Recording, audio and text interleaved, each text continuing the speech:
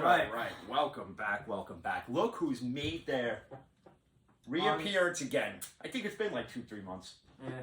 It's Give or take a month. well, let's see. We had the MLB lockouts. You were out to it. Actually, no. I think. I was the beginning of that. I think a little before that. Yeah. I think. Who It's been knows? a while. But a lot has happened since. A has lot happened. that I've covered. A lot has not happened with the Yankees either. Hey, man. Well, we are. Listen, but like I said Friday, Hal is just afraid to spend. He's. We're right into the season, bro. It's the same picture we had last year. Yeah. And every day you hear that they're going to offer Judge an extension today. It's today. And listen, I'm all for you want to give Judge the extension. That's fine. He's questioned at best at being the Yankee right fielder, but when you look at it from this perspective, he's the face of the Yankees. He's the new face. He's the Derek Jeter, just about a foot taller and about 100 pounds heavier in muscle. Yeah, damn right. And a lot more power in his bat. Yeah, he's the one who brings. But he's just as athletic, and listen. Guy came into the league. All of a sudden, they take part of the bleacher creature section and they make his own section. You're darn right. And to me, the past few years, though, he has improved, especially in getting on base, not just hitting home runs, striking out like Stan does. His main flaw is this when it comes to Aaron Judge, is being healthy. And it's the same thing with Giancarlo Stanton. And I always tell people that, listen, we fleeced Miami on getting Stanton as far as what we had to give up. But what we took back in return was a contract that really you can't move in no way, shape, or form, no matter how many scenarios I've tried to come up with. Unless you find a team desperate enough to take it and you're willing to accept less. But the way this Yankee ownership is going to be run now, if you're used to the way the Wilpons ran the Mets, it's almost like as if Hal Steinbrenner lost money in a Ponzi scheme with another Madoff somewhere. Who knows? And you got Jay telling me like, "Oh, the Mets are gonna be the talk of the New York now." Well, on paper right now, the Mets, the Mets are the better team on paper. Damn right. But when it comes to the actual start of the season, me and my buddy Rob were talking on Facebook Messenger the other night. You never know when one of these guys is going to go down. Like, he projected, I think, DeGrom to be injured first month into the year, and Scherzer pretty much right after. But what the Mets have that the Yankees don't is that you have a 1 and a 2 ace, where the Yankees have Garrett Cole pitching every 5 days, at 1, and then every other pitcher after him from Sevy down the line, regardless who it is nothing but question mark. It's almost like you look at. As if you were going to play Batman the video game, right? And you have Batman, who's Garrett Cole, and he's going up against 4 Riddlers. Because you have 4 question marks across the board. Come on. And I don't know when this changing happened of where the Yankees were not going to be the evil empire anymore. But that's what you've been known for since Babe Ruth when you fleeced Boston. Everybody's used to, man. You were right. Like the other day you said we were spoiled in the 90s. We were spoiled. Like we were spoiled in the 90s. People like my Uncle Joe were spoiled in the 70s. And then you had the little drought in the 80s before Buck Showalter came to town and in essence kind of started revitalizing this Yankee team. And what do the Mets have now? The guy who in essence put together that dynasty in the 90s in Buck Showalter. Granted, okay, it's 20 plus years later, 30 plus years later, but still. Buck Showalter still has the knowledge he has then to now to make the Mets what those Yankee teams were. But again, injuries are going to play factor into this. And Starling Marte is already hurt. Yeah, I know. I don't know if he's played since, but I know he had an oblique injury. So, I mean, the injuries are already starting. And when you look at the Yankees, and they've made trades that have wowed us, like, wow, we didn't expect this trade, or wow, we didn't expect this signing. But when they trade, and I know people weren't a fan of Sanchez, but I prefer Sanchez and Urshela, considering the fact you financially control Urshela. That right there. Sanchez, if he had proved the doubter wrong year and hit 40, 50 bombs, 140 to 160 RBIs, batting average of, say, 330, let's say, you're going to have to pay the guy. Now, the whole, Gio trade, now, all right. We are afraid to spend money, correct? Whatever the case may be, but we take on this 38, 39-year-old's contract. Well, he's only 36, but the issue is this. It's 2 years left, $50 million. and Whatever. he's coming off an injury. And okay, yeah, it's great. He's hitting bombs in spring training. That's great, but does it correlate to the regular season? Well, Sam And the answer is we don't know. Exactly. Okay, we don't know if Sevy's going to be that second ace that Scherzer to DeGrom, or like the way Scherzer would be to DeGrom, or DeGrom's going to have to be to Scherzer, depending on which way they go with it. And honestly, in Metland, it's DeGrom 1 and Scherzer 2. No matter how much better Scherzer is than DeGrom. I do see DeGrom getting hurt though. Well, yeah, because especially when you can't score when he's on the mat. And that's the other thing. Yeah, the Mets have got to score when you're 2-8. Now, you had the problem last year. You couldn't score with DeGrom pitching. Are you going to have this problem with Scherzer too? Then that's the way you're pitching. They did address it. Now they went and addressed it. They got hitting. They got pitching. They did everything opposite the Yankees. Cohen went out there, and he, in essence, was Steve George Cohen Steinbrenner. Okay? He went out, and he took his checkbook. Oh, you want this? For you. For you. Oh, you want $300 million? You're like a 37-year-old pitcher, and you have one good eye and one friggin' little glass eye? Okay. Yeah, you know what? Oh, and here's an extra $100,000. Go get a regular eye. Okay? Stupid. All right? And then there's Hal and Cashman, and they're just like this. Well, the beginning of like Cashman sitting there, oh, we're spending money, we're doing this, we're doing that. Well, that's the thing. That's what all these teams do. They all come out and they tell their fan base what they want to hear, so we get all giddy about it. And then they did nothing. You literally didn't want to go over the threshold for Carlos Correa. I would have. I'm sorry. And you let Trevor Story go to Boston? That's granted. Okay, Correa didn't go to a division foe, but he went to Minnesota. Was willing to. Minnesota hasn't been relevant since when? Since when? Come on. But we'll jump back into baseball. This Deshaun Watson fiasco. Hey, they couldn't indict him, so hey, thumbs up to him. Like I've been telling everybody, like the past few episodes have been about that in general. And listen, court of law, he's innocent. Hey, they didn't go. Listen, it didn't go to a grand jury, not once, not twice. You know. But the way Cleveland handled the whole thing, from Baker to getting Watson, it's messed up. It's just been it's just been a clusterfuck of nonsense. I kind of feel bad for Baker in a way. I'm sorry to say. And no Baker to Pittsburgh. Absolutely, I was gonna bring that up. I have to. No, and it's funny because you could read every report you want. Why, if I'm Colbert and Tomlin, why? Granted, if you brought Baker in, he'd only help because he would show you Cleveland's system, how Cleveland does things, which is probably friggin' well, Cleveland always stupid. Cleveland, so like, who wants to know that system anyway? But I do want to see progressive commercials from Heinz Field. I don't. I don't want to see any progressive commercials because Baker ain't progressing, so progressive needs to just cut ties with that. He's coming off that shoulder surgery, so. Well, and that's the other thing. You're coming off torn labrum surgery. God, and every other injury he had. Listen, I'll give him credit. He played banged up. He did. He played banged up, and that too is what hurt his value. I mean, it hurts his value as far as how he played on the field, but as a person, it doesn't hurt his value. But I can't have it. I'm telling you, from my perspective, period. 3 years ago, when you had that dynamic offense, and you couldn't do a thing with it, a damn thing with it. To me, he's not a franchise quarterback. Period. No matter where he goes. I'm sorry. He's not a franchise he had quarterback. Landry, two-headed monster in the backfield. Beckham. Are you serious? And you couldn't get the ball out of him? Then you had Hooper and Njoku. You had a two tight end monster set, and you still couldn't do anything. Nope. And now, so they released Hooper, right? They cut him because he was going to be a salary cap hit. And then even Austin Hooper's come out and said the Cleveland's ran like a circus. Look at it, man. I mean, you trade for Watson, and you had to give up more after the trade was announced. They had to give up more picks. Okay, whatever. We all knew whoever did it, whoever made the move is going to give up a chunk of draft capital. We already knew this. But did Cleveland not expect the backlash that was going to come with this? I mean, you had fans that are denouncing Cleveland as their team. Yeah, For one, seriously, they're donating to rape crisis centers, which I said in a couple of other ones that you should just be doing that anyway. But you have banners all throughout Cleveland. F. Watson, get out of here. We don't want you. We rather Baker. But these fans saying that are the same ones who said they didn't want Baker either. Yep. So again, Cleveland's always going to Cleveland, and you make no sense. Maybe the Flint water got to Cleveland. I don't know. Hey, there's a possibility.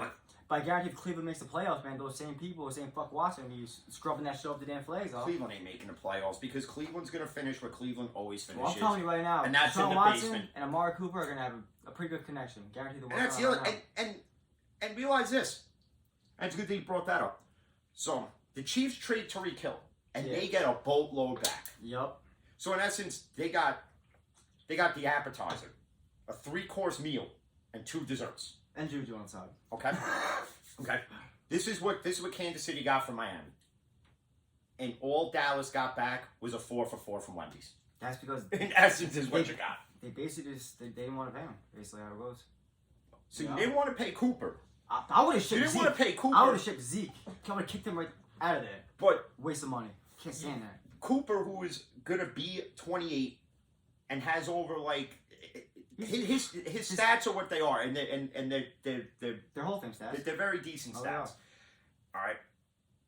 Then you pay this running back, who in essence has done nothing since he's gotten his money, Yup, since free up. and you ship the. See, Dallas is another organization that's run ass backwards because until Jerry Jones finally relinquishes control, this is all Dallas Yep. is going to be. This is what you're going to hear. You've been hearing it since their last Super Bowl. This is our year. This is our year. This is our year. This is our, it's a broken. It's like listening to Funkmaster Flex. Well, it's like Michael Irvin every day. Cowboys gonna win. Cowboys gonna win. Super Bowl. Super Bowl. Super Bowl. And that's the other thing because, like when the whole Watson thing came out, Aditi, I can't pronounce the last name from NFL Network, came out pretty much took a shot at situations, I guess, with Ben. As far as when she covered the Steelers predominantly just Yeah. before Brooke Pryor took over or whatever. Yeah. But you make no comment about the Browns bringing in, and great, okay, yeah, he's innocent, but the accusations were there. The accusations they were were there. there. And she makes her comments. And it's like you have to maintain a decorum, a professionalism when you work in the media, especially when it comes to sports. You're entitled to your opinions, but some of them maybe you should kind of just, you know, you want to talk to your therapist about that, that's fine, but you know, to put it on Twitter, I don't have to. it was all over Twitter in a matter of like 20 seconds or less. All right, Michael Irvin has no professionalism at all. No. None. Because he is the biggest homer there is. And I understand you spent your whole career in Dallas. I understand you're a Hall of Famer. I understand you won Super Bowls with Troy Aikman and Emmitt Smith. But then again, Emmitt Smith. look at what the Cowboys were then and look at what they are now. No. Not a knock on Dak Prescott, but he can't do it all himself. And when he You tries to, you had a number one receiver in Amari Cooper. and he gave him the boot. And now he's going to be Watson's number one receiver. Hey, don't. I kind of see AB maybe sliding in there. And Antonio Brown, you know, Chiefs fans, bring Antonio Brown to Kansas City. Do you realize that him and Juju It's not gonna work. would clash? They're not going to get along. There'll be a fight first. So why would you do that? Him going to Cleveland, the minute the ball don't go his way, He's look bitching at and what's, whining. just Exactly. look at what's happened since his days with Ben, to his And days with Raiders, Brady, Patriots, to his not even playing a game with Oakland at the time. Playing one game with the Patriots. Then playing one game with Tom Brady, then going back to playing with Brady, And luckily winning a and ring. even though granted in the last situation he was hurt and he even admitted he couldn't play, and Arians said what Arians said, all that nonsense. I also believe AB on that one. Sorry. Okay. Regardless of all that, even still, the way Antonio handled that situation, I mean, he's come out and admitted, listen, I was wrong, heat of the moment, yada yada, blah blah blah. Yeah, Okay. but heat of the moments happen every damn day. Yeah. You know. But Jerry Jones is the type of person is to bring him in. Say, screw it. You know, he would. I know he would. well, because Jerry Jones, unlike other teams, like Steelers fans wanted Deshaun Watson. I was one of them who wanted him because of his talent. But you guys have to give up way too much. But you guys aren't that. What like the that, though. Steelers knew what was going to happen is what's happening every day now. Is the backlash. It's being talked about. And it's not being talked positive. It ain't like, oh, okay, great. This guy, you know, he finally got out of Houston. Which is why he sat out to begin with. The only reason why he's But- not doing it. You know, but isn't it convenient how when he said he wanted to sit out and he wasn't going to play, And then all of a sudden now, and we're not saying that they're lies. We're not saying that they're, what I'm saying is it's just convenient how all of a sudden it went from this one to this one to this one, then there's 4, then there's 5, then they tell 2 friends, then they tell 2 friends. Before you know it, 22 friends know, and here we go. Yeah. And that's the circus that the Steelers don't want to deal with. So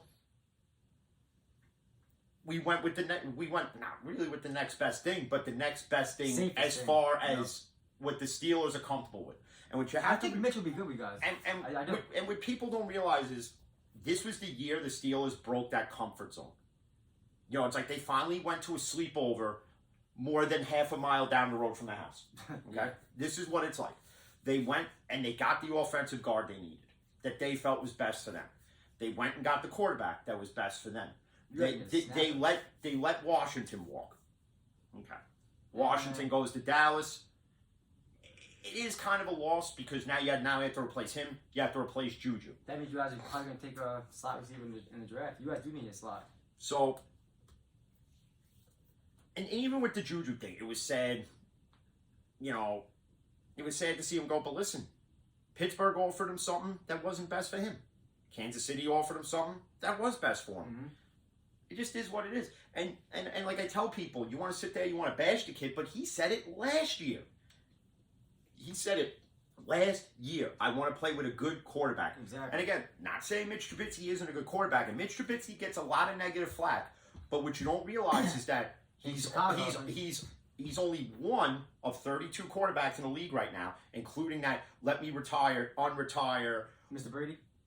Tom. Sorry, not the GOAT Brady. Okay. All right. He's the only one to never throw a pick six. Out of all 32 quarterbacks, including your precious Tom Brady, including your precious Aaron Rodgers, okay? All right, he's the only one. Listen, I would have rathered him, Winston, or Mariota to start the season. Anything over Crimson Chin Rudolph and Dwayne Haskins. Rudolph's got used to sitting on that bench, man. Rudolph came out. He was on the Rich Eisen show. He thinks he could beat out Trubisky. You sat behind Roethlisberger. Roethlisberger didn't teach you a damn thing because he knew because Roethlisberger saw what you were when he took over, okay, and it was abysmal. Mm-hmm. He had the children's highlight playbook. You couldn't even learn the playbook. What? Okay? You couldn't learn Ben's playbook. So you're going to learn this whole new playbook now by the stubborn offensive coordinator Matt Canada. Okay, you're not learning. You're not as mobile as Trubisky. You don't have the arm strength as Trubisky has. I feel like he's scared back there a little bit. He is scared. Rudolph's scared because he's afraid either a helmet's going to get thrown at him, i.e. situational Myles Garrett, or that he's going to have to take another brutal hit like the one he took when they played the Ravens and Earl Thomas straight up lays his fuck out. Knocked his shit off to the point that the mask was even off. Yep. Okay. That's what happens when you're a quarterback, buddy. All right, all well and good. But Trubisky's the safest option. And when you look at it from this draft class, again, everybody's in love with Malik Willis.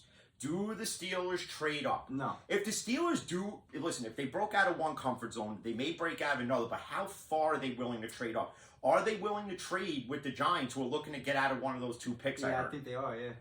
If they are, it's not going to be the 4th, it'll be the 7th pick. 5th or 7th. So if the Steelers can get to the 7th spot and beat out Seattle for Willis. But I don't think you guys will, because I don't think you guys would give Trubisky a 2-year deal.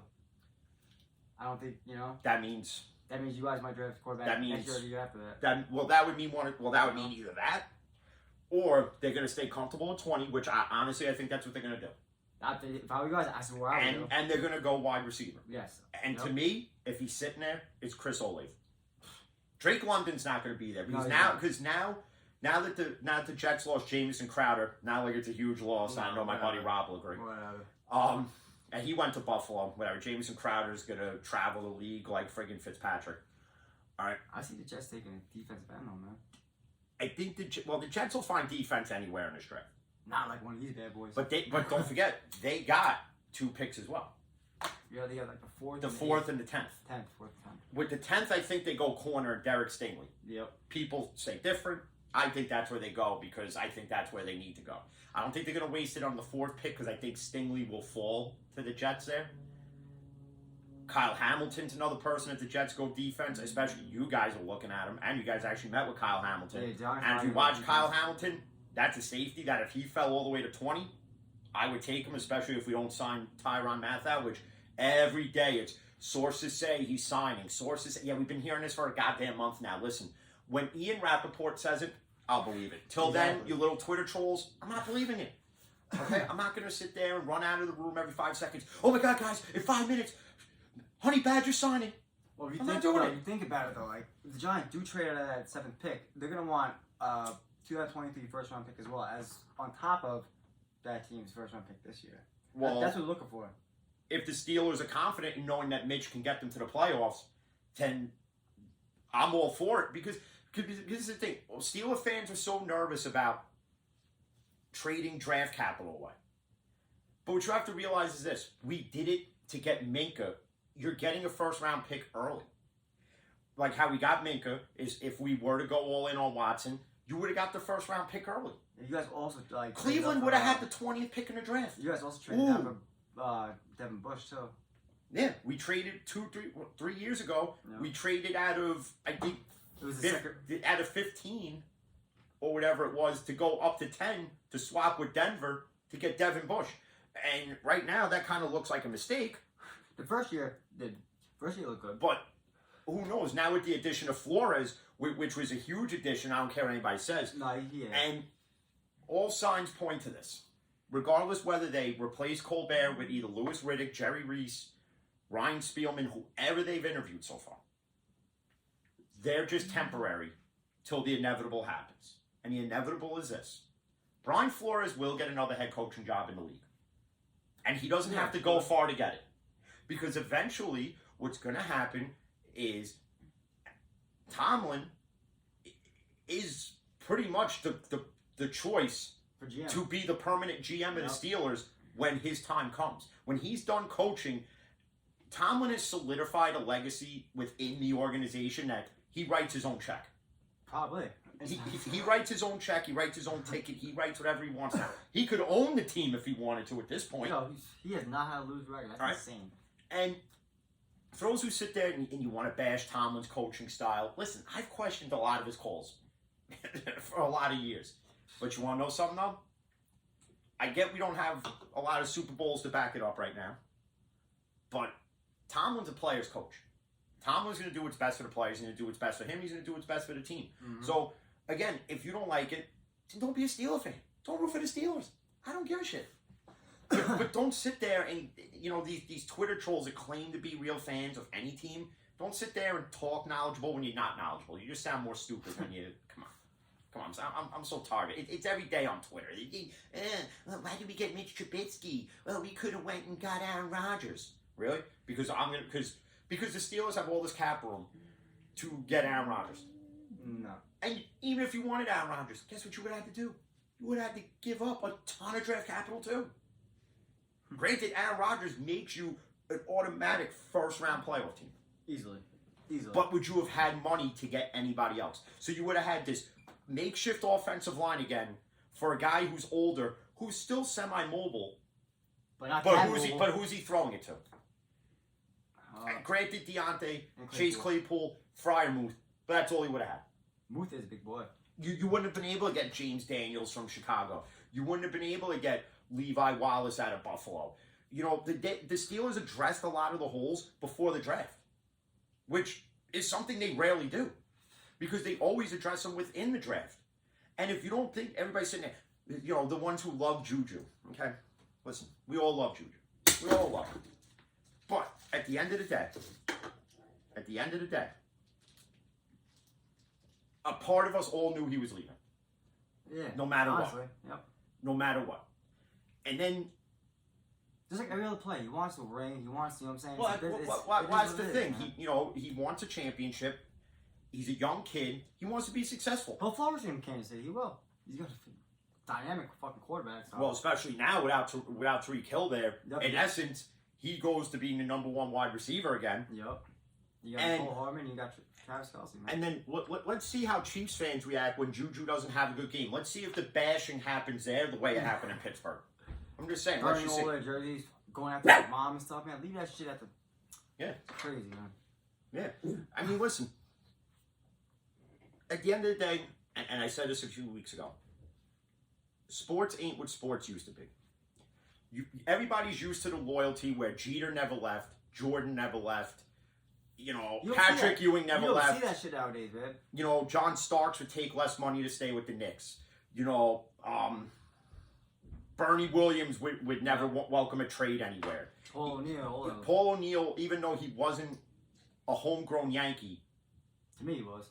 well, we got him for Roberto Kelly back in like '95. And Paul O'Neill actually is one of the reasons why they improved heavily, especially in the outfield. But what you don't realize is that it's a business now. These athletes don't care what little Johnny Boy Blue sitting in Minnesota thinks. You think Juju cares that I go on Twitter and say, "Hey, don't leave Juju"? Take $10 million less instead. Do you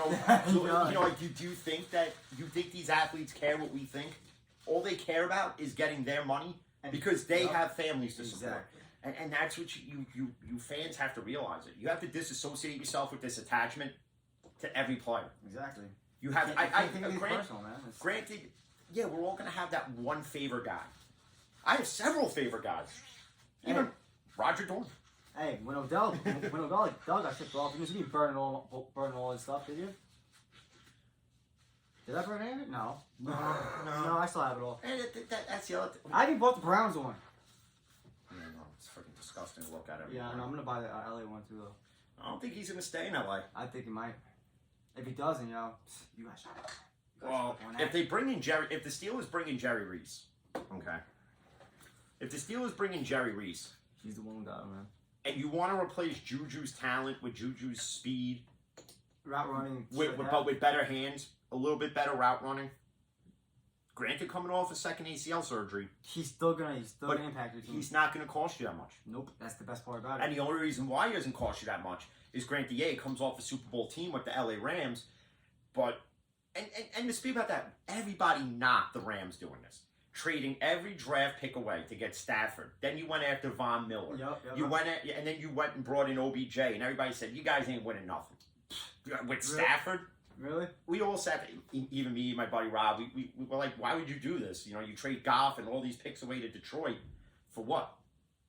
For a guy to just be for a guy to do the same thing but just with a winning record in LA? Well, Stafford proved everybody wrong. Guess what? Right. He went and got a ring. Yep, wasted. Now do the Rams go and repeat? No, because they've lost key pieces to that Super Bowl team. Von Miller's gone. Von Miller to Buffalo. Aaron Donald didn't retire. He said as long as see, that's the thing now.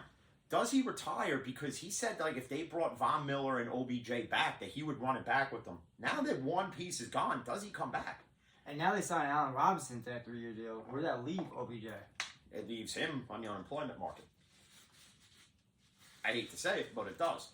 And when you look at OBJ coming from Cleveland, if I'm Amari Cooper, I would not have went to Cleveland seeing that, bro. Well, you got to look at it. Amari Cooper, in essence, has already had 2 quarterbacks. He had Baker, and we already knew where this would have went. Amari Cooper didn't have Baker Mayfield. When they traded Amari Cooper, Baker was still the projected starting quarterback for the Browns. Oh, well, he didn't play with Baker. But in that situation itself, though, and this is what people don't understand. As much as Cleveland likes to Cleveland and they like to be all delusional and, they believe their own hype and their shit don't stink, well, it does stink and we can smell it from here. And I'm in New York and you guys are in Cleveland, I can smell your shit from here. Okay. They told Baker that they were going for a top-flight quarterback this year. That in essence, he was getting moved. Mm-hmm. But then as it progressed and nothing was happening, it was, okay, Baker's our guy. Then all of a sudden, came out of nowhere. Then all of a sudden, Watson comes to visit Cleveland. But then Watson says no. Okay, so now Baker's still quarterback number 1 in Cleveland. Mm-hmm. But then all of a sudden, Watson goes, well, I love that they were persistent in getting me. After he questioned their character base because of how they handled Baker. Exactly. How they came out and said, well, we want an adult quarterback. Yeah, Cleveland does because Baker's like a child. He comes out of the draft in 18. Okay. And he already started with I'm dangerous. With this. Yeah. No, come in the league like other quarterbacks have. Mouth shut and play. And just solidify yourself that way. You don't have to, because the more you talk, and you don't back it up, Nah, this yeah, is why yeah, yeah. Baker, you get bashed. This is why I don't want Baker in Pittsburgh. Because in the world of nightmares, if he comes to Pittsburgh, if I have to hear one headline, I woke up feeling dangerous today, I will take a bus, a train, a plane, a boat, a kayak, a parasail. Paddle boat. I will friggin' fly on a carrier pigeon's back. I will hitchhike. I will walk. I will do whatever to go to Pittsburgh to get Baker one of these to the throat. So hard he will never be able to talk again. I also heard Pete Carroll's actually interested in what's his name? Mr. Colin Kaepernick. Why not? That's exactly what I Why said. not? Why not? Why not? I mean, even that situation in Seattle. Wilson didn't want out. Now it's reports Wilson wanted out. He went to ownership. He said, "Listen, I think it's time I go." Okay. Okay. You know, they had the good run. They had the Legion of Boom defense with Wagner, Sherman. You know, you had all these pieces. Bobby Wagner's still free agent or he got resigned? No, he actually met with Baltimore. And if I'm Pittsburgh, go get Bobby Wagner. Yeah, I'm just saying, he's a just go get him because you don't want. You middle don't linebacker. want. Listen, Wagner's older. I understand, He's better than Bush. But- slide right in Bush's spot. but he could mentor Devin Bush. And in essence, Wagner can make Devin Bush a mini Bobby Wagner. I like the way you're saying that. And if I'm the Steelers with the whole math out thing, I wouldn't sit there and bank on him signing. That I would actually go and maybe try to bring back, even if they sign math out, you could still bring back Edmonds on the cheap. They still have money to spend in the cap. I'm not saying blow it all, but what I'm saying is you could sign Honey Badger, you could bring back Edmonds, and still have a decent secondary because you still have to Levi Wallace. In essence, that signing says we're not bringing back Joe Hayden. Re-signing Akilla Witherspoon. Re-signing Akilla Witherspoon says we're not bringing back Joe Hayden. Joe Hayden, listen, was a great corner when he was in Cleveland. He was good when he got here.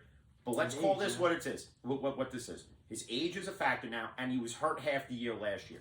And if he thinks he's going to get a big money deal, like Jarvis Landry fired his agent the other day to sign with somebody else, and he thinks he's going to get a $20 million a year contract, not at your age.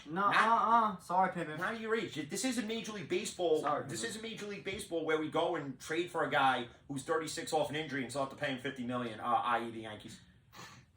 Okay? Yep, that's all. And not only that, you make and then going back into that.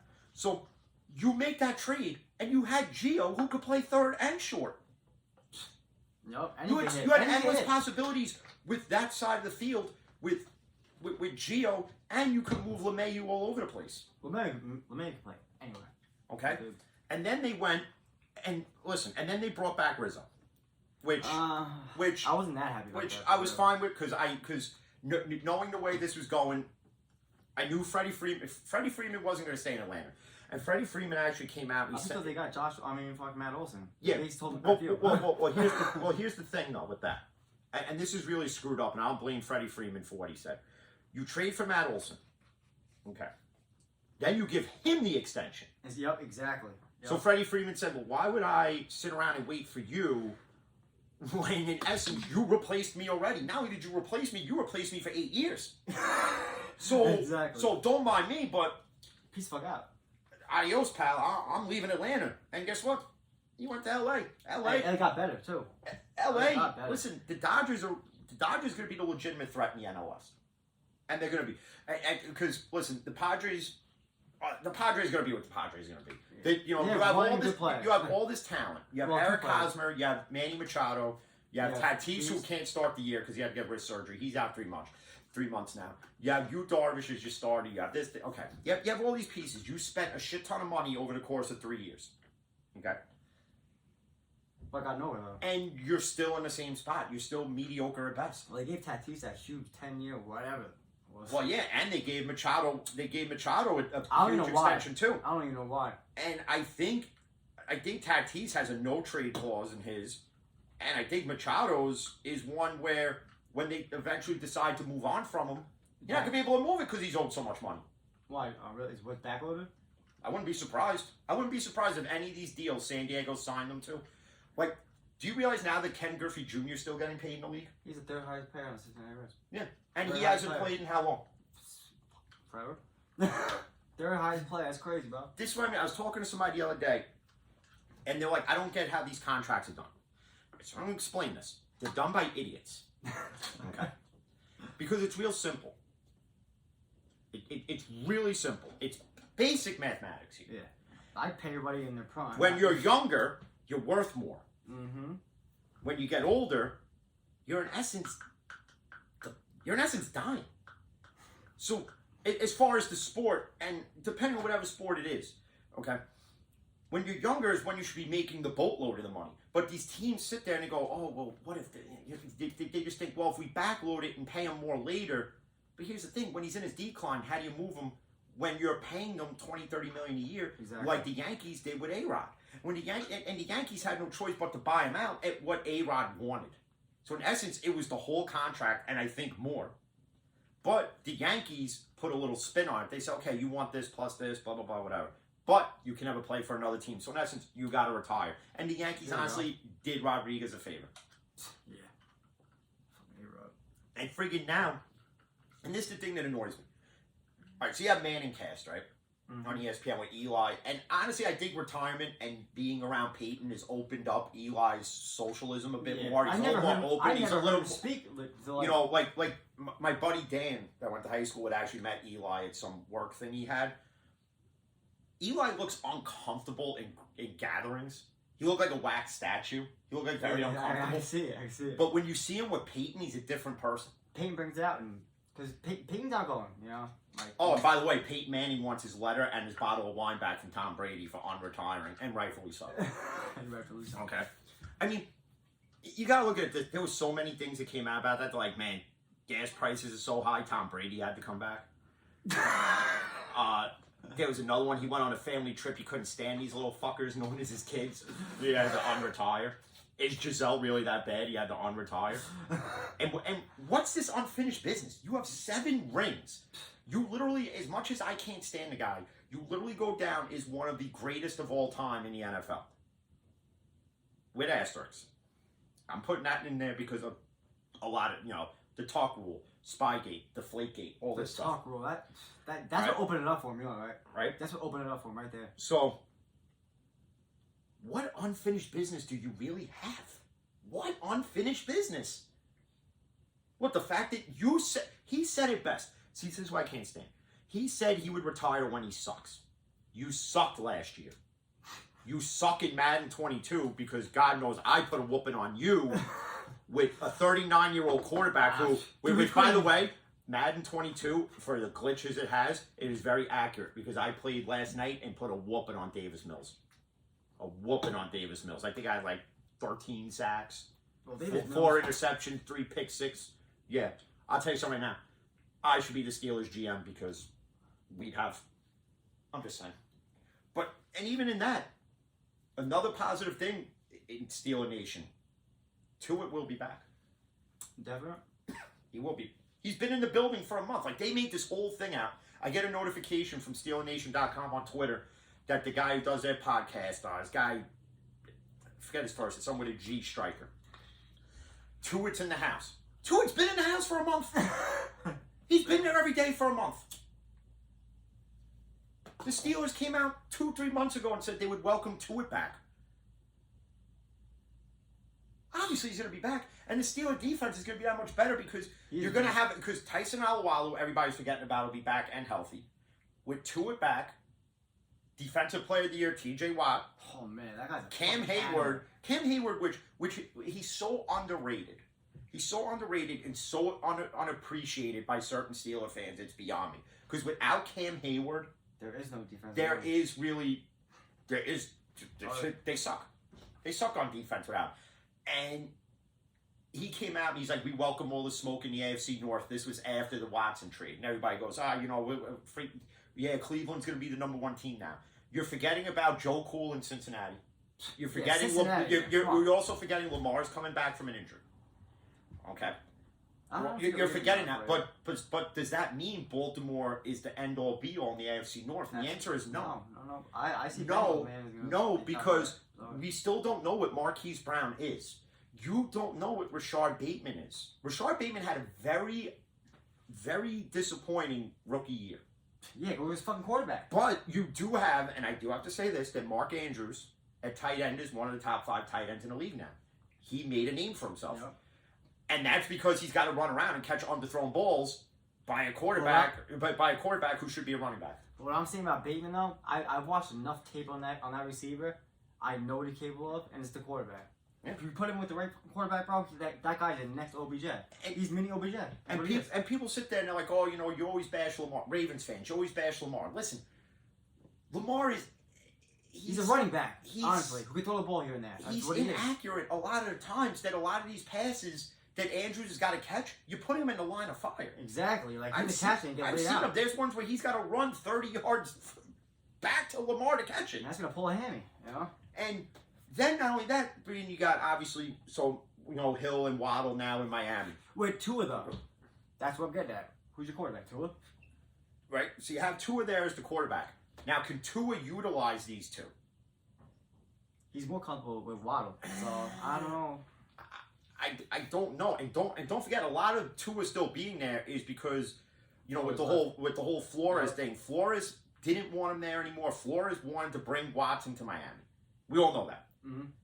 But then we also know a lot of what happened behind the curtain and how Steve Ross still owns his team. I don't know, because we have to get into this too. With how the NFL handles certain situations. So obviously, in the time being since the last time we did one together till now, obviously Calvin Ridley's being suspended indefinitely for betting football. We get Calvin Ridley should know better. We understand that. But does it warrant a full season when you had these situations? Greg Hardy beats the shit out of how many women? Too many. Gets suspended for 6 games, reduced to 4.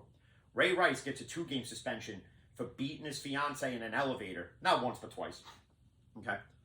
Kareem Hunt going all around Kansas City using women's heads as footballs to practice punting. Okay. Then you had Ezekiel Elliott, I think, choked 1 or 2 women. Okay. He got like a 1-game suspension. Then you have, well, even though he's not in the league anymore, you have the Zach Stacy incident. Mm-hmm. Okay. What the NFL is telling you is that it's okay to do this. You just be for a couple games. It's all right. No problem, guys. You had a verbal dispute with your significant other. You beat her ass. Smacked around a little bit. That's fine. 2-game suspension. But dare you bet football? Dare you have a FanDuel account or a Caesar Sportbook account? How dare you do that? Like, that's how Goodell is. Okay, Ezekiel, I know she said you suck at running back and you had to choke a bitch, but here's a 2-game suspension because we have to show the league that we can. A league that's all for this. A league that's all for equality as far as racial equality, and a league that's about gender equality and, you know, and respect across the board, right? Where's the respect for that then? Where's the hypocrisy? But here's where the hypocrisy comes into play.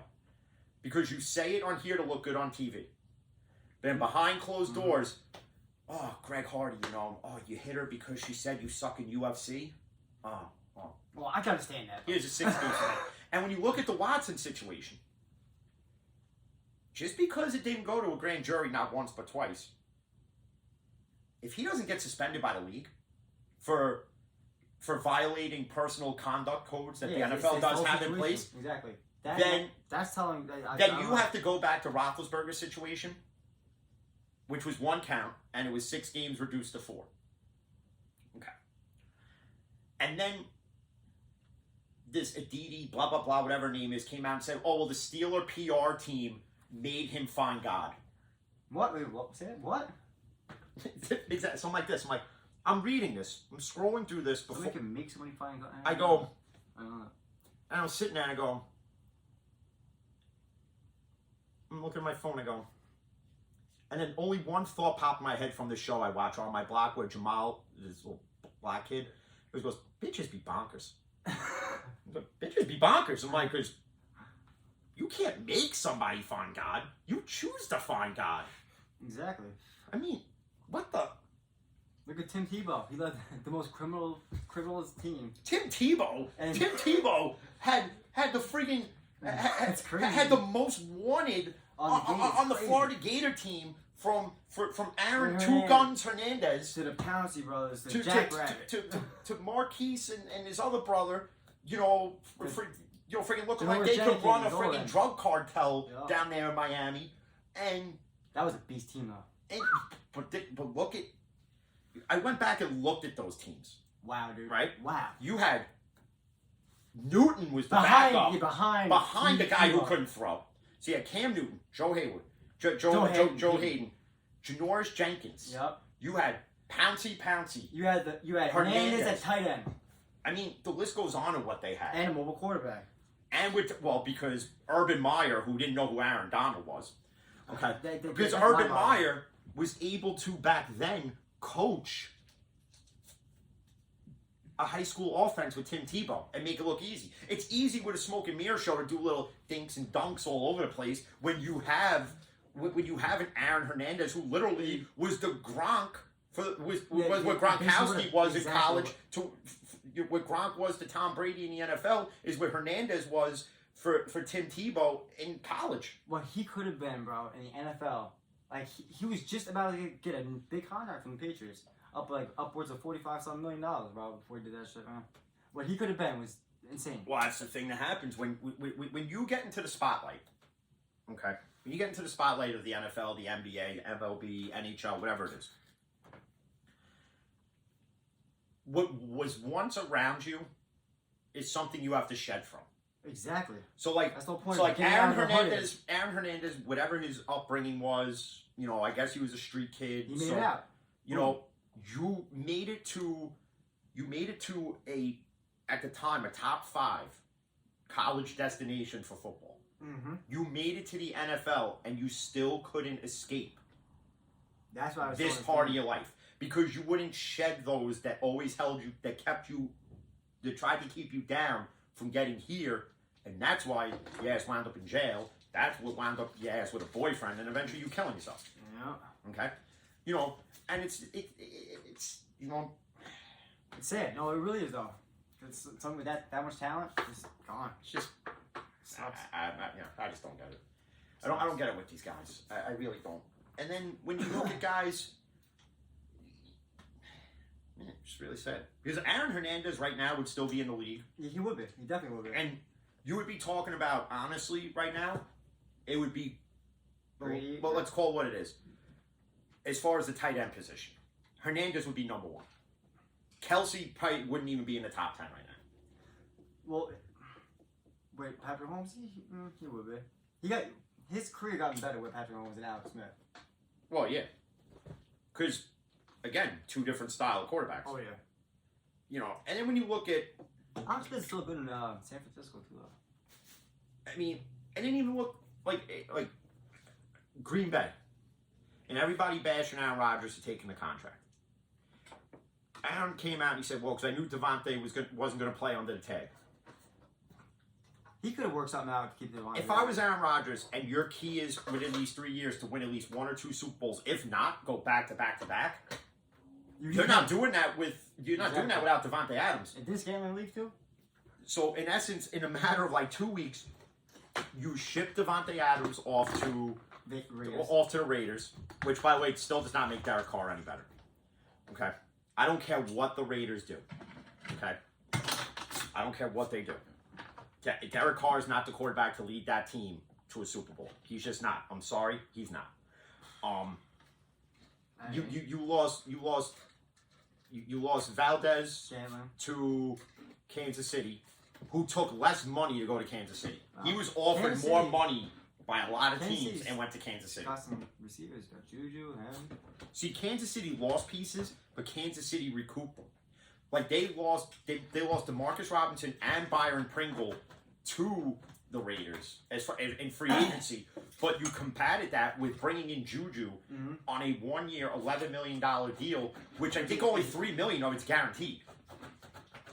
So when you think about that, and people say, "Oh, well, Kansas City isn't going to go anywhere this year," because they lost Tyreek Hill. Tyreek Hill is not. There's guys that in this league that are superstars. Maybe just not as that fast, that are toxic. Tyreek Hill is one of them.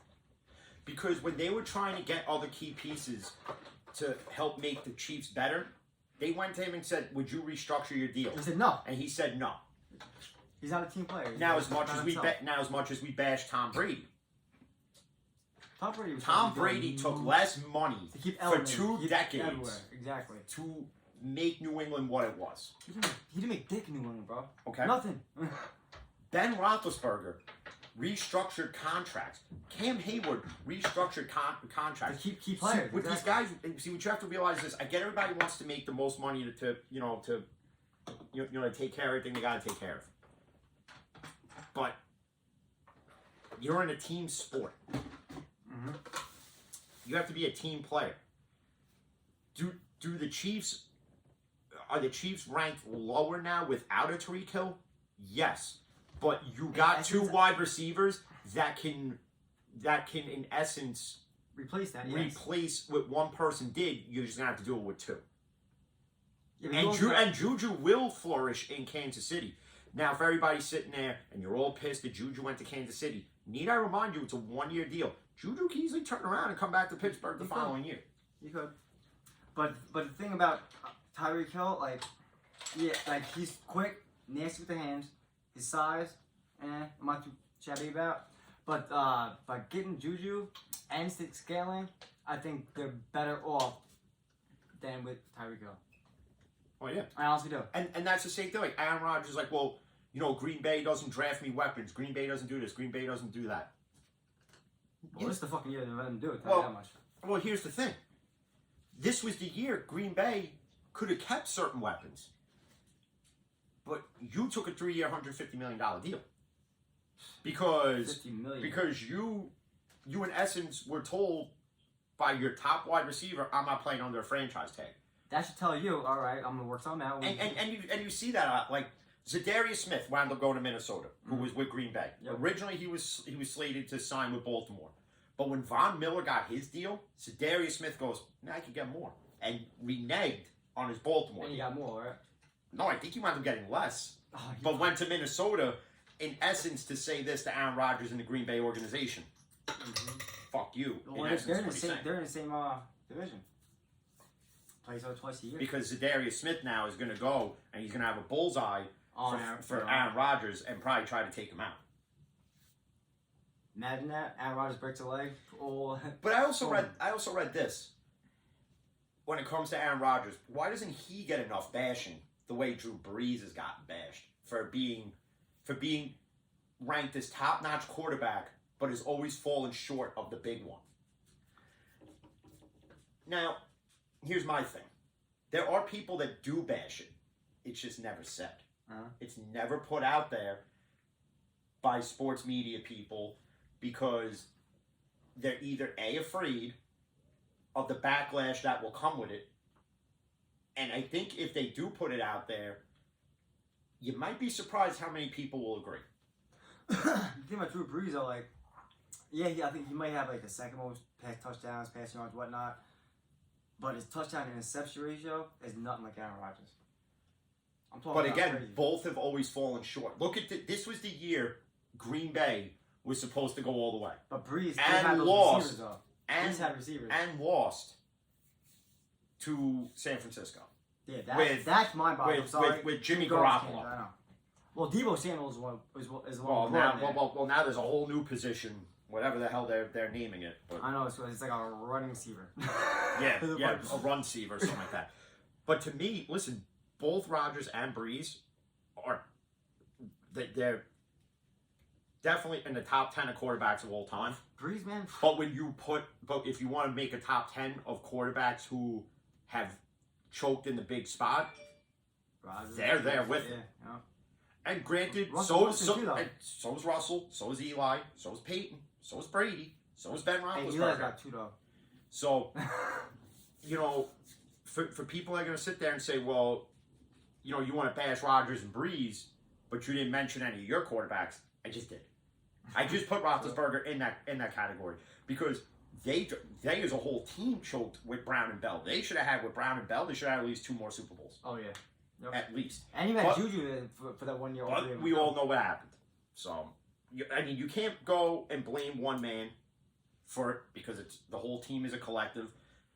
We know what Brown was behind closed doors, but you can't just blame Antonio Brown. No. You just can't blame Ben Roethlisberger. Just like you really just can't blame Breeze, and you just can't blame Aaron Rodgers or Brady or Eli or Peyton, because at the end of the day, it's a team sport. And if one guy's going out there trying to do his best, and all the guys around you are just like, man, well, you know, I really don't give a shit this week, then that's the end Well, result. honestly, though, the one quarterback who has choked in the biggest spot ever is Tom Brady. 2007, he had a perfect season. How do you play a mediocre, not even mediocre Giants team, who just made the wild card? What I'm going to do is I'm going to cut the audio off here, and we'll go a little bit longer with the video. So I'm just going to cut this off here. So for all those who listen, thanks much. Till the next one, peace. So, Yeah. anyways, we haven't done a video in a while, so we're going to make this one. We're going to make this one good. So when you talk about, obviously, quarterbacks who choke in a big spot, and you could go down the list. If you want to go down generations of them, Everyone has, if you think about it. Peyton has too. look at Terry Bradshaw. Has 4 Super Bowls. But he Look at lost his to- rookie year. Abysmal. He had more interceptions than touchdowns. Eli's rookie year was horrible too. So was Peyton's. But Peyton threw more interceptions than anybody. but not only that. Not only that, when you look at guys like Rodgers, yeah, they've choked in the big spot. But guys like Rodgers, Breeze, Ben, Peyton, Eli, Brady, they've all made guys who weren't the sexiest name in the locker room Yep. the sexiest name.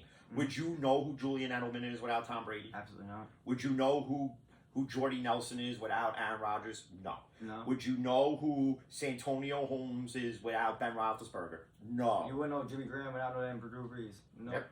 You wouldn't even know who Michael Thomas is without Drew Brees. Exactly. Michael Thomas. Would you know who Andre Reed is or Don Beebe without Jim Kelly? Okay. Would you know who Well, Mark Bavaro is without Jeff Hostetler or Phil Simms? No. No. Would you know? You really can't name any Jets wide Jeff receivers. Hostler, a Cinderella story, man. You really can't name any Jets wide receivers in the past because Brandon Moss. Brandon Marshall's been all over the place. But Hey, fucking. But if you want to talk about that with quarterbacks, then it's in every position. No, Then every position has been a guy who's been a part of the whole team choking in a big spot. Look at D Ford. D Ford all from the Chiefs. with the when he was with the Niners. The Niners Chiefs Super Bowl. Oh yeah, yep. And goes off sides. Not Yep. once, but twice Yep. consecutively. Yep. Really? Jimmy Garoppolo overthrowing Emmanuel Sanders. That was gonna steal the game right there for him. He overthrew him. Big mess up. I mean, look at even the Super Bowl, the Steelers Packers Super Bowl. 2000 what? 10? Ben choked in that game. Big time they all choked. Yep. Mendenhall choked. Yep. I mean, you go down, it's not just, when everybody talks about, again, how nobody bashes Rodgers the way they bash Breeze or the way they bash this guy. They do, because we're talking about it. Exactly. So it is discussed. It's just a matter of who's got the balls to say it. Well, guess what? Last time Green Bay You're won Super looking at Bowl it. was what? 2010, right? That's 12 years ago. Yeah. 12. Rodgers should have another Rodgers Super should have 4 Super Bowls with the teams they've had Bowl. Well, he has since 3 that MVPs. 10 season. He's had 3 MVPs, 1 Super Bowl. So, Russell Wilson, instead of giving it to Russell Wilson. Marshawn Lynch. There was a pick in the end zone. 2011, 2012. that's another one. That's another huge choke. Tom Brady threw a pick 2-3 years ago. What was it, 2 years ago in the playoffs? Or whatever it was. Yeah. When he was last year, he was a Patriot. Yeah, again, his last Last pass throw was as a a pick. Titan was to Logan Ryan, Logan, yeah. who now and the Logan Ryan thing's interesting because he didn't want to leave the Giants. I know. He wanted to stay, but Hey, he's off to Tampa. He goes. Giants, I think the Giants are completely starting over, man. And, Completely starting and- over. They're willing to eat and we haven't really- Bradbury's, and we like, really haven't cap we haven't really even gotten into that because we kind of jumped all over it and discussed different things that have happened since the last video. Mhm. So we'll do a little Giants talk. I think they made the right choice at GM. Oh yeah, Dabble's got a lot to prove, and Dabble's got a lot to prove from this. When I from, seen from what he this did in standpoint. Buffalo, when I seen what he did in He's- Buffalo, I have faith. I mean, everybody could be a great coordinator. I mean, Rex Ryan was one of the The best best, yes. defensive coordinators you've ever seen, and he was decent as the Jets. He doesn't get enough credit with the Jets, in my That's opinion. because they never really any winning season. But I mean, they went to 2 AFC Championship games with Mark Sanchez. Mark Sanchez. Yeah. Okay. Mind you, another guy who, if he got drafted anywhere else, you wouldn't even know who the hell he is. All right, but he went to New York, and he was supposed to be the end-all, be-all, and well, we all know what happened in the one. We all know what happened in the one AFC Championship game. My buddy Rob knows it real well. Quadzilla Jeff Reed. That's all I'm gonna say. All right. So Rob, if you watch this later, sorry, pal. Sorry, but a lot of these Giants players are in its make or break years. Barkley's one of them. Barkley's definitely one of them because they were trying to get rid of him this year. But they're not going to get. But they're not going to get what they expect to get, and that's the same thing with Cleveland. Cleveland is demanding a first-round pick for a guy who plays as a sixth-round selection. They'll be lucky if you get a fourth or third for him. They're not getting anything for it, and if you trade for him, you got to pay him $18 million. And you want a first-round draft pick, but then you got to pay him $18 million. It's not happening. Yeah, no. It's not happening. The Browns are better off honestly releasing him, but Pittsburgh, don't you dare go after him. Well, if he gets released, you guys might. But But- anyway. My thing is, like with the Giants, though, Dabble's got a lot to prove, and I don't think New York was the best place to take a head coaching position for your first time. All the fuckery going on there. Because, well, not only that, New York is the toughest, most crucial, and critical sports media outlet in the world. Now, granted, they're going through a rebuild, but there's Giants fans that are expecting, playoffs or it's a lost season. You're going to have to just expect, you're going to have to chalk this up as a lost season. Right now, as far as whatever happens from here to the draft, after the draft, training camp, to preseason, all the way through to week 18. Now, let's say going into week 10, you guys are 1 or 2 games out of one of the wild card spots. And let's say you end the season with being out by, let's say, half a game. I'll take that. I'm not even lying. All right. And you have a winning record. Let's just say you're 1 game over 500. I'll take it. With this John and Daniel Jones is injury free and has a decent year. To me, Daniel Jones then would have earned at least a 2-year contract extension. Not the huge money, No. but Daniel Jones. What people have to understand is this, and we've talked about this a lot. He wasn't. If I was a Giants fan, he wouldn't be my first choice.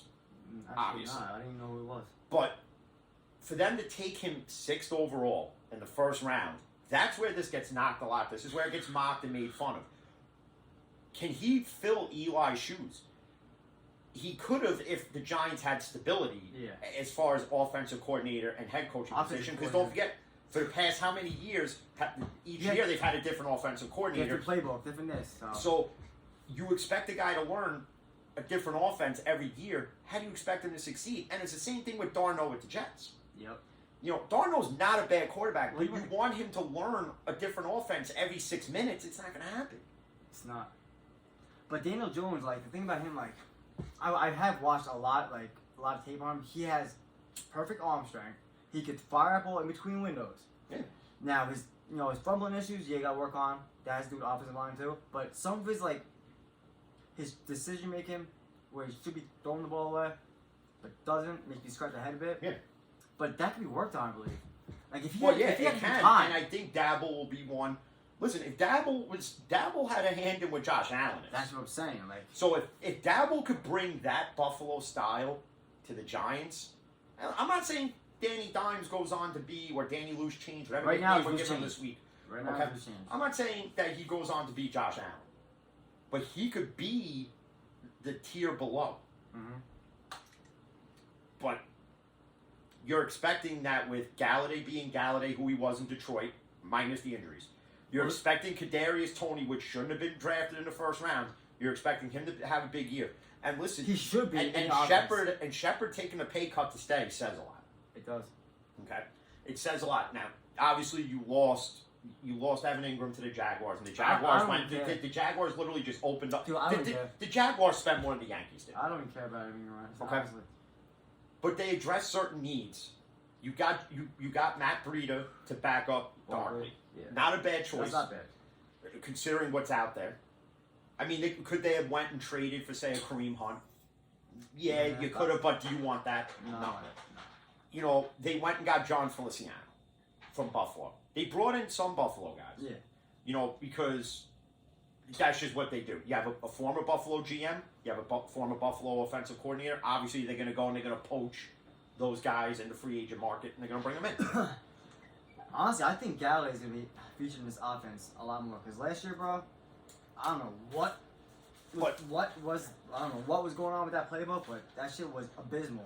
Joe Judge, abysmal. I don't know what happened. Like, I don't even know what was going on. But like, my thing is like with the draft coming up, the Giants obviously Blake Martinez is staying, and he restructured his deal from what I read. So Yeah, well, that's one of the pieces you couldn't afford to lose.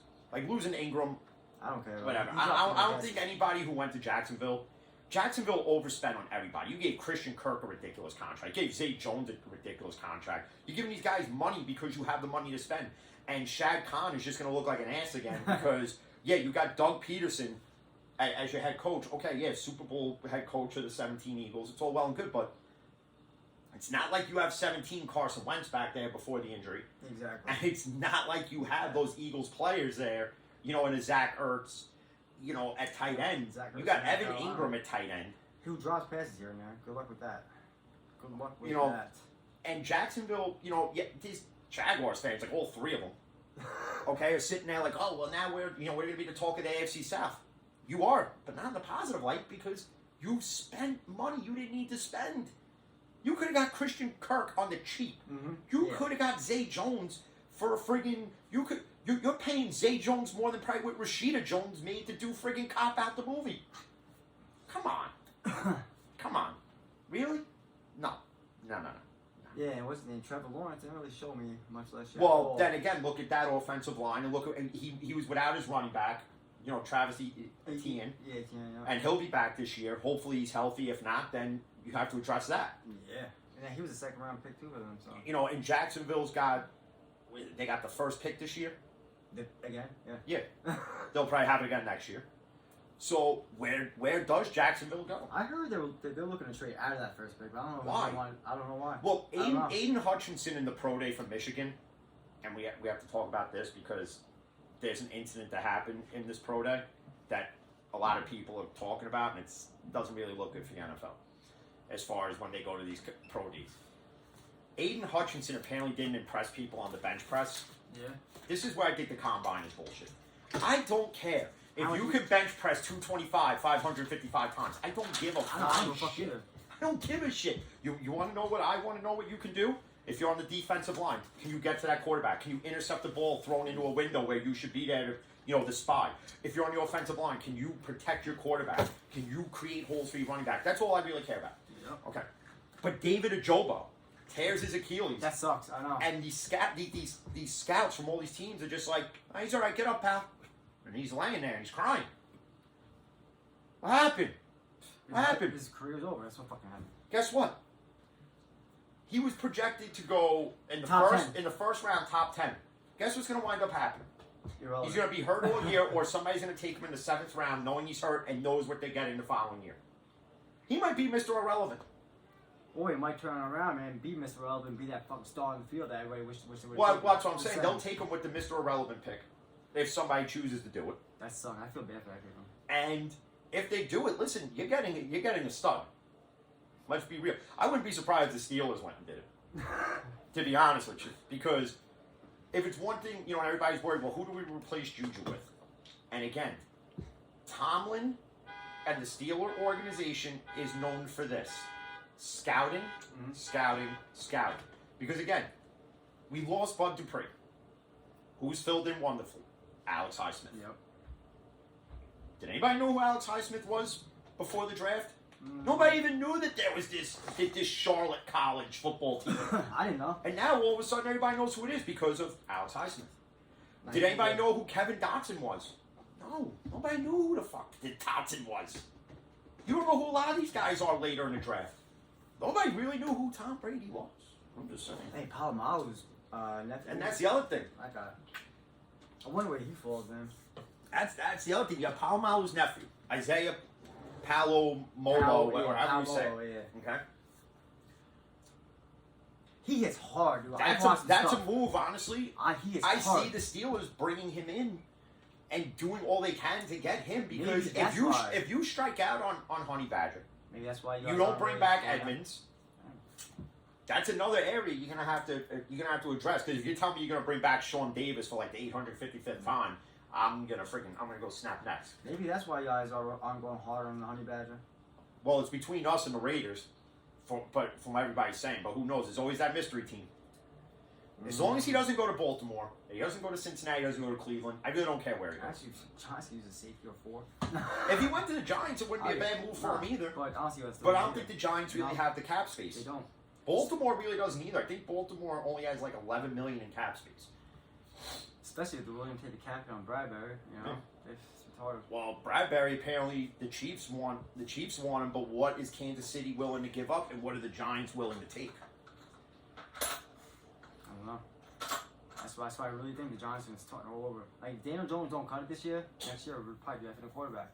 That's why. Well, from what I hear, next year's draft class is heavily quarterback. That's why I think you want This to year's and this year's isn't really that big, other than Willis Pickett. And Marlon Humphreys came out and said, "What quarterback doesn't have a bad pro day?" He's right, because what quarterback's never had a bad pro day? Anybody could throw a ball when there's no defenders around. Anybody. You literally have a guy who runs up to you and stops 25 feet before he were to actually hit you, for you to run around and then throw it. And yeah, okay. It's all well. Malik Willis can throw a bomb 70 yards on the run. So can Michael Vick. Michael Vick did it in his pro day. So did Randall Cunningham in his pro day. So did Roethlisberger in his. I'm sure Eli did it in his.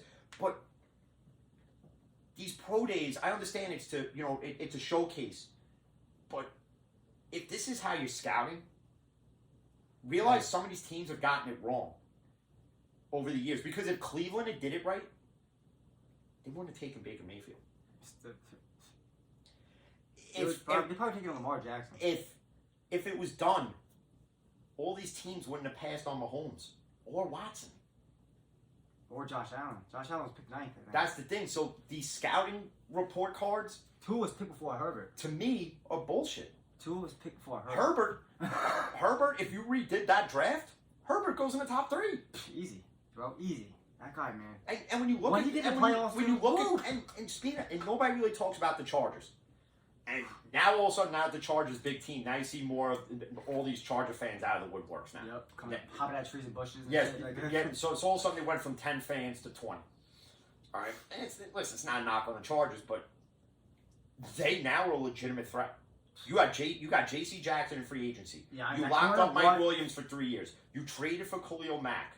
You have to keep Eckler. You have Keenan Allen. Keenan Allen is the most underrated wide receiver in the league. And I get he's hurt at times, but he is the most underrated quarterback in the league. And he's like a Mike Evans to me, man. And when you look at that AFC West though now, it is stacked. I know. You have Mahomes, Wilson, Herbert, Derek Carr. Because I think it was Dan Orlovsky who ranked them, and he put Carr 3rd. I hate Dan Orlovsky. Before Justin Herbert. And I'm sorry, Derek Carr's been in the league longer.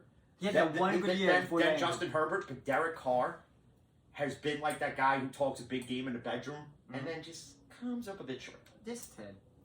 Yeah, that one good year with the Raiders when he had Crabtree and Amari Cooper and stuff like that, whatever it was. And then he got injured. He had one good year after that. That's it. Derek Carr basically peaked in that 1 year.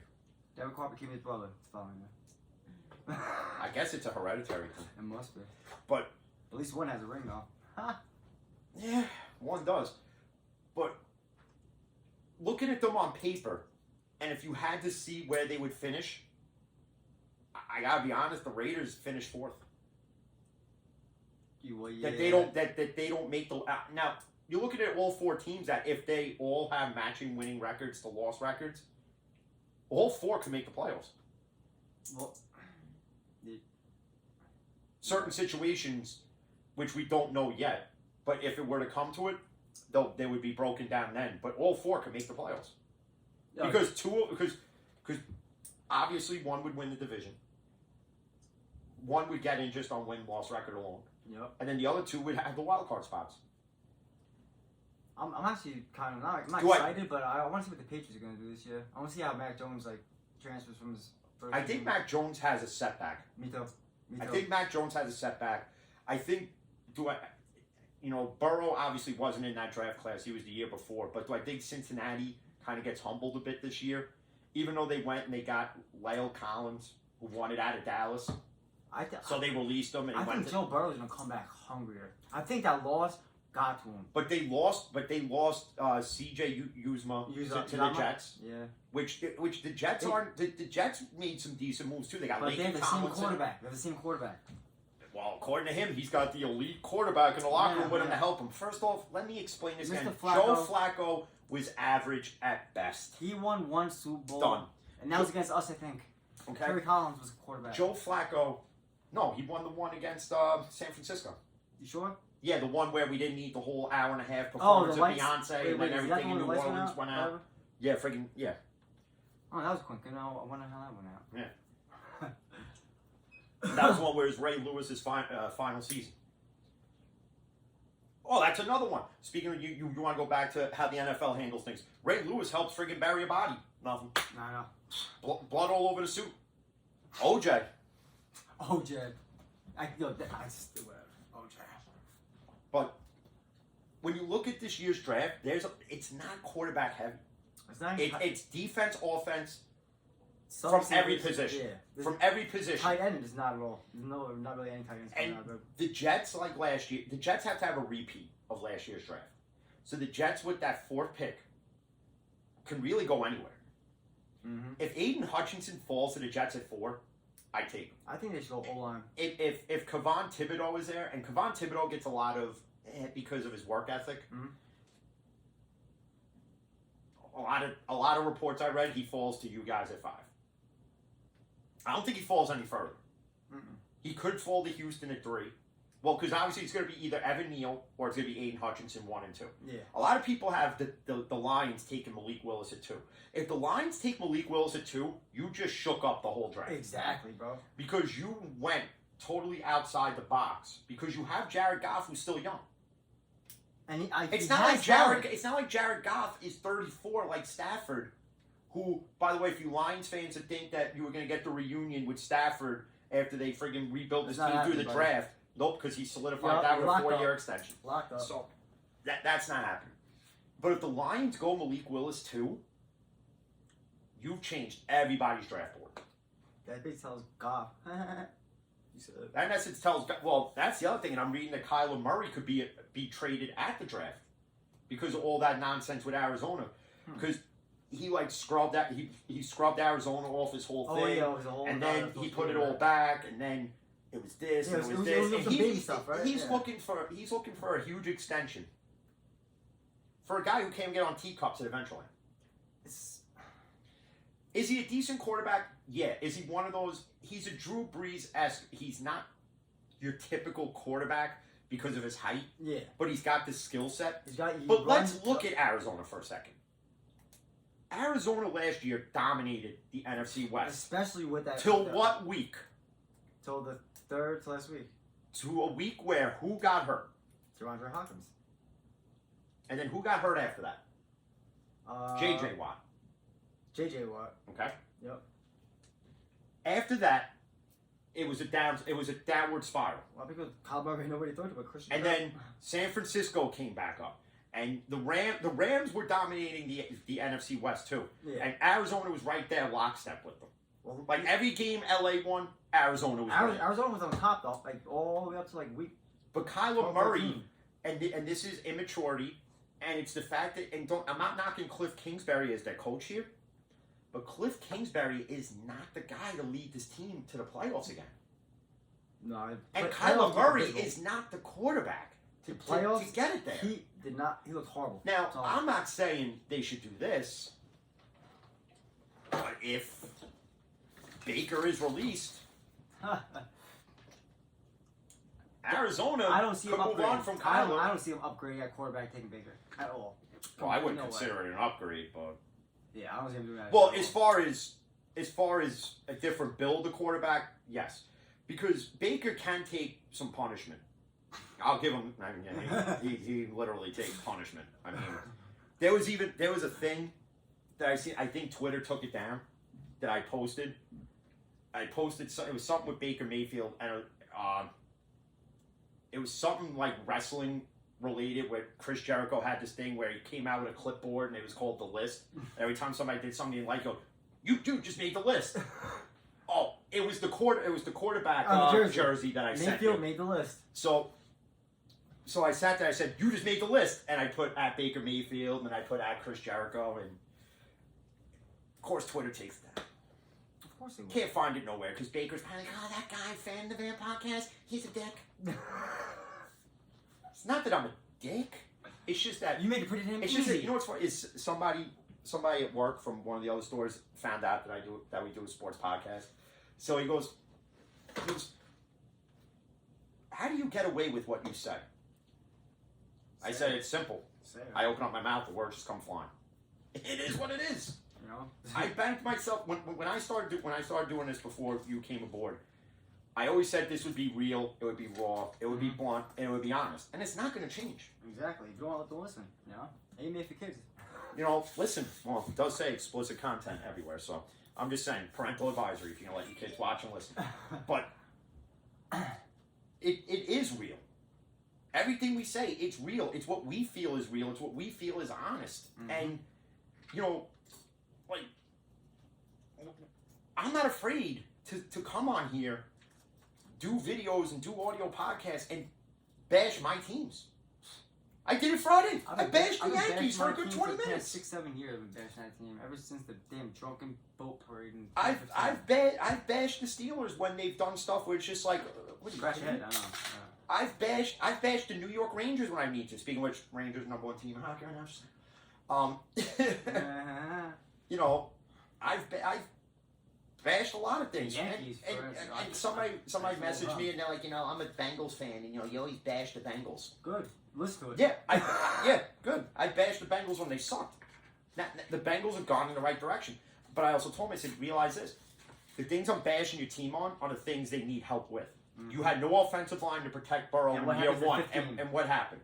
Boom. Tears his ACL. Every CL. Tears everything from this CL to that CL to see you later. What comes back, man? All right? And when you look at that Super Bowl, it wasn't the most entertaining to most of it. No, it was a close game until the end. Yep. Until the end, where they were letting a lot of things fly in the first 3.5 quarters, and here comes the fourth. Flag. And then all of a sudden, Oh my God. The last quarter was like 3 hours, bro. Actually, and I read this too, that the NFL is investigating a sports betting site on questionable, I forget which ones they are, but they happen to involve Tampa. Just saying. Ain't that some shit? Ain't that a coincidence? Ain't that a coincidence? Wait and see what the fallout is of that one. That's the unfinished business. You know, I got asked the other day, because who do I think the Steelers draft? I think you gotta go receiver. Like, honestly, you guys do need. I'm going to tell you who I think they go across the board. Let me pull out the list that Baker ate on. Well, I changed it up between the two because I did two different ones. So one, I've been taking Olave, but I think Olave may go earlier. The Saints might take him. Then another one, I took Jameson Williams from Alabama. Only reason why I think he falls to 20 is because he got hurt in the championship game. So I think his draft stock will fall a little bit. Now, in the second round, I went two different quarterbacks.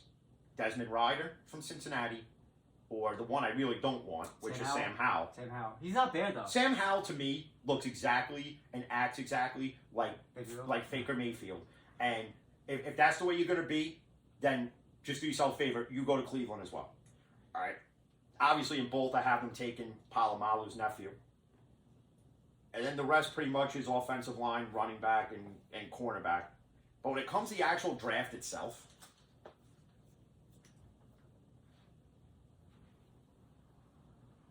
it could go one or two ways at one.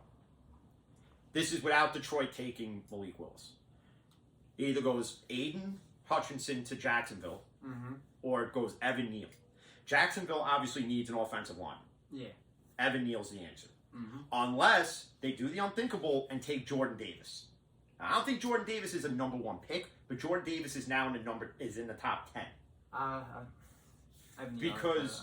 Because of the fact that, and even though Jordan Davis plays defensive line, which is where I have you guys taking with your fifth pick. I think that's the. Granted, they still have to address the offensive line, but if you can get a Jordan Davis type guy, free agency. But if you can get Jordan Davis, you just improved your defense by.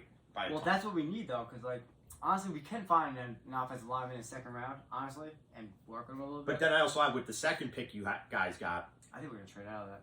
if you don't trade out of it, one of them I have you guys taking Kyle Hamilton. The other one? The other I have you guys taking Charles Cross out of Mississippi State. I thought you were gonna say, man, my dude. Who? What was his name? The receiver, man. Drake London? Yes. I think Drake London. Listen, my buddy Rob doesn't think they'll they'll land London or Stingley and that they have to go other avenues. Actually, if I can go back. Drake London, man. As I go through the messages here, there's a lot of them because Well, it's Garrett Wilson too, though. he thinks they either go wide receiver or defensive end, then they're going to go linebacker and offensive line the second round. Who, the Giants? No, the Jets. Oh. So Drake London would fit perfect with what the Jets need. But he would also fit in perfect with what the Giants need. So if the Jets went and got a different wide receiver, like Garrett Wilson. like let's say they take Garrett Wilson, or they decide to take Chris Olave, which I would fucking hate you for that.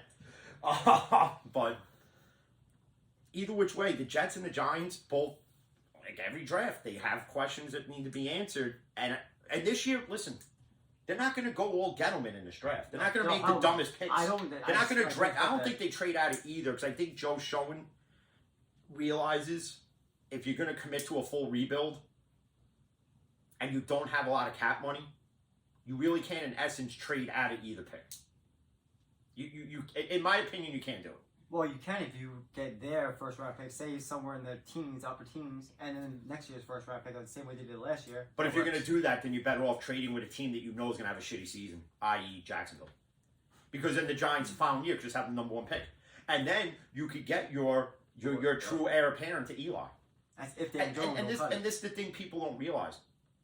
When guys like Peyton retired, and then Eli, and then when Ben decided to walk away, and even though Brady didn't retire from New England, when he does, but Mac Jones has to replicate everything Brady's done.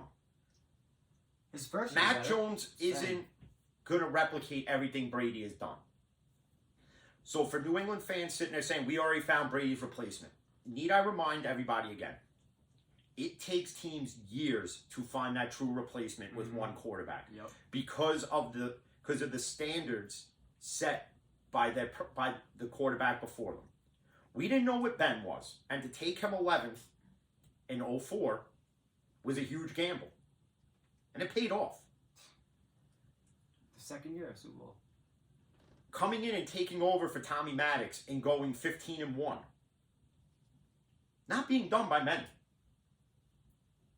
Not being done by many. And it's not going to be done by Mac Jones. He's not going to be on the tier of Tom Brady. You're not ever going to fully replace Tom Brady. Just like you're never going to fully replace Ben Roethlisberger now in Pittsburgh. And I don't think the Giants are ever going to fully replace Eli Manning. Because the Jets, God knows, they never replaced Joe Namath. Oh, fuck no. That's been almost 50 plus years of trying to find a quarterback to keep this team stable. Before Eli Manning, what was it? It was Kerry Collins, we had Kurt Warner or something like that. You had Collins, you had Warner. It was... You had a whole bunch of quarterbacks. Yeah. It took like 15 years. So, yeah, exactly. Yeah. I mean, did Eli replace Sims and Hostetler? Yes. Yes, and he did it quickly. Now, in Indy and Denver, they've never fully replaced Peyton Manning in either situation. And Andrew Luck should have been the guy to do it. But when you look at Indy, now in their situation, since 2016 on, every year has had a different starting quarterback, from Scott Tolzien to Andrew Luck to down the line. Yep, Carson Wentz. You know, to now, to Matt Ryan now. Matt Ryan, yep. And Atlanta probably taking a quarterback. And if Matt Ryan didn't restructure his deal in Atlanta, he would have had the highest cap hit at $48 million. That would have been higher than Roethlisberger's last year. So Atlanta then restructured the deal. So Indy actually got a favor done by them because now they only have to pay him whatever. I think it's like $14 million. They in essence gave him what Roethlisberger got when they restructured the deal. And if I gotta go back and look, but I think it's the same structured contract as Roethlisberger's, where it's you get paid this, your bonus is in this year, and then the rest of your bonus is sprinkled. Because they still have to pay Roethlisberger his bonus, but they decide to sprinkle it over the next 3 years of his retirement. I got you. So it's not like he's getting it in one lump sum. They just said, we'll do this, and Roethlisberger was fine with it. Hey. And in the offseason of the Steelers, they had money to spend. You guys didn't spend it. Even though TJ Watt was a $30 million cap hit because of Worth that it, extension, but worth it, well worth it's sure as hell worth the $30 million because you're getting the best defensive line. you're getting the defensive player of the year who's going to repeat this year. Oh yeah. He's going to be defensive player of the year again, barring something significant and catastrophic He might happening. even break that sack record when he tied. Honestly, I think they should have just given it to him, but whatever. I don't make the rules of the NFL. Honestly, as far as I'm concerned, he broke it. As far as I'm concerned, he broke it, but I also didn't like the way Strahan won it either. Favre pretty much did him a favor and laid down. Let's just call it what it is. Or got scared. Nah, he laid down. Favre never gets scared. Except only when he has to owe back money from a speech he never gave, but they gave him $1 million, and he's like, "Oh my God, you guys are gonna hit me on this? Okay, I gotta give it back."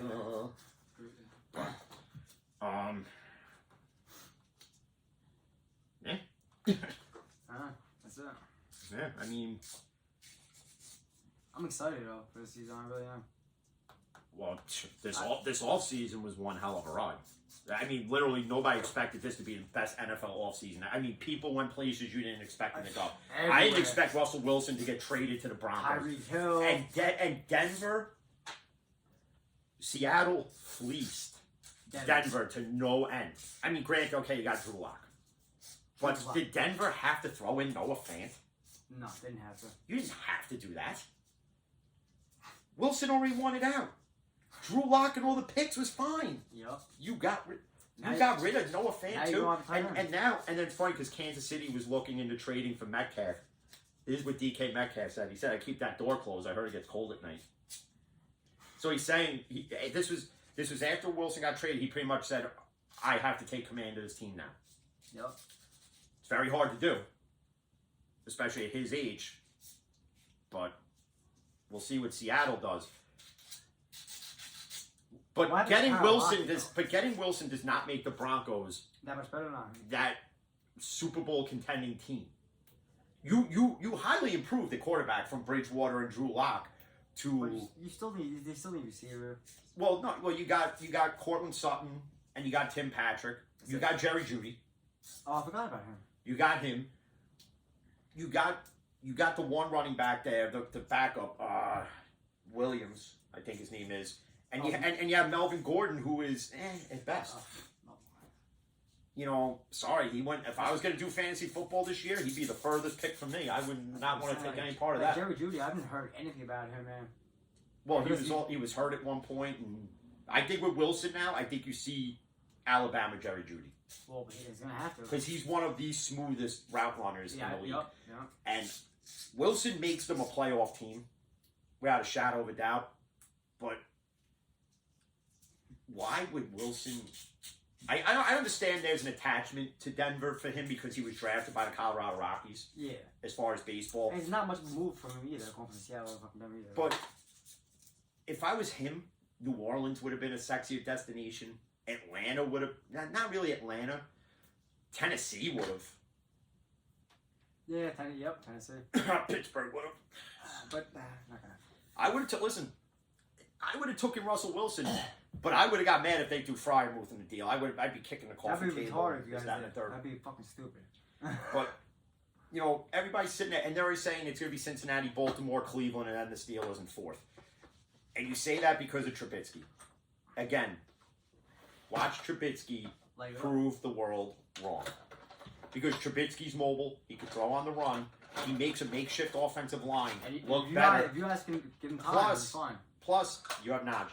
Yep. Deontay's going to come back hungrier. Claypool's going to come back more mature. You have Freiermuth, who's going to be better than last season. And you're going to have your new receiver, whoever that's going to be. You know, you have you bolstered this offensive line. You kept key pieces of the offensive line. Granted, I think they overpaid for Chuck Okorafor because they gave him like a 3-year, $20-something million deal. Probably could have brought him back in 2 years and 2 4-for-4s at Wendy's, but Is Derek Wassel still, or is... who? Oh, okay. Yeah. Who, the fullback they don't use? Yeah, the one they should use. Well, I think in this offense they will use him. Because He's a big boy, bro. they got used to see what Pittsburgh got away from for years, and I think this is what hurt them, His ground and pound. is what they've been known for most of all. What Bettis is. And that's even when they had Bam Foster, and even when they had Willie Parker, when they moved on, when Bettis retired and Willie Parker took over. They got away from all that because Ben could sling it with the best of them. And you had Antonio Brown. You had Plaxico. You had Hines Ward. Who, mind you, for everyone who says Hines Ward shouldn't be a Hall of Famer, need I remind you, on third down catches alone, he's converted them for over 70% of the time. How many receivers are the MVP of Super Bowl? Not many. Just saying. He is. Just saying. And when it comes to the NFL, I don't even think the Hall of Fame. I don't even think they get that right at times. No, they don't. There's guys who should already been in, and there's guys who really shouldn't belong. But our votes don't count. No, of course not. Because if our votes counted, holy shit, everybody and their mother would be in. People would already be putting friggin' Cleveland Browns fans would already put Baker Mayfield in the Hall of Fame. But when you speak of the Hall of Fame, the only positive thing to this whole thing with Brady unretiring, and granted it probably wouldn't have mattered anyway, is now it's fully Ben's day in Canton. Yep. But like everything else, Steeler Nation takes over everywhere. So Brady could have been given his speech and he would have got booed and booed. And then when Ben came out, it would be a sea of terrible towels and black and gold. It's not black and yellow, so stop, Wiz Khalifa. Okay? It's black and gold everywhere. Terrible towels waving, tears being shed. Hell, we know Ben's last game, we know who was crying. Yeah, that's your show. I was. I did shed a tear. I mean, Ben was my guy since 04. It was Especially with that victory formation, remember at the end? That was nice. But, and this is the other knock, before we decide to end this here. People knock Juju style of play. And if you're a Chiefs fan, I'm just gonna give you a little info of what you're getting. You're getting a gritty wide receiver who fights for every extra yard. Damn right. A guy who will rush back from rehab to help get your team to the playoffs. Granted, you shouldn't even have been in the playoffs. Shouldn't have been. Listen, I can say it now. We should not have been in there. Considering the fact we had to play Kansas City. Even if we had to play Buffalo that week, we shouldn't have been in there either. Even though we beat Buffalo week 1. Still. We shouldn't have been in that situation. But that's what you're getting with Juju Smith-Schuster. So for people to question why did everybody put him as wide receiver number 1 in Pittsburgh after Antonio You'll find left, out. You'll find out. that's why. You'll find out. And the other side to the spectrum is, will Juju regret leaving Pittsburgh? We'll see. It's a story that's still written. So we'll have to wait and see on that one. We'll see if he even stays in Kansas City next year. You just don't know. You don't know. I mean, if Kansas City gets to the Super Bowl but doesn't win, They'll bring him back. I think they bring him back. If he has, the way Kansas City would bring back Juju is this has got to happen. You don't have to have. He has to have over. He would have to have over 100 yards receiving, 100 receptions. He'd have to have at least close to 1,000. And I think he will have over 1,000 because you don't have. Tyreek Hill. You don't have Hill. Granted, you have Hardman, but they rarely use him. But I think this is the year Hardman's got to prove his worth. Well, he's more of a punt returner too. He keep and I get you have Travis Kelce, and he's going to get his 1,000 at tight end.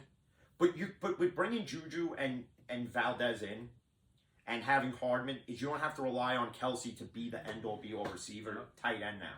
So it helps them in a way. Plus, you get Hilaire back, who's going to be fully healthy. Yep, he's good too. And whoever their backup running back is. Obviously, Kansas City's got questions that they still got to answer.